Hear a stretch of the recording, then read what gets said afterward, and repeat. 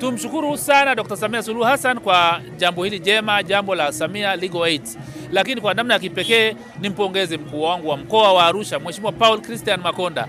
Kiukweli amekuwa ni mtu mbunifu sana, ni mtu ambaye anataka kuona matokeo yakitokea, na hii ni kwa mara ya pili ndani ya mwezi mmoja huu wa tatu. Ikumbukwe kipindi cha siku ya wanawake duniani, kampeni hii iliendelea hapa Arusha kwa siku 7 mfululizo. Watu walipata huduma mbalimbali za kisheria. Lakini leo kwa mara ya pili ndani ya siku 20 kampeni ya Legal Aid imerudi katika jiji la Arusha, na uzuri wa Makonda kwa sababu ni mtu anayetaka kuona matokeo, amehakikisha vitu vinatatuliwa. Ukiona kuna wale watu ambao walitakiwa wapewe fidia kwenye ile barabara ya Mianzini Timbolo, leo ameitolea ufafanuzi. Nikiri kwamba kweli jiji la Arusha na mkoa wa Arusha kwa ujumla una changamoto nyingi sana za ardhi.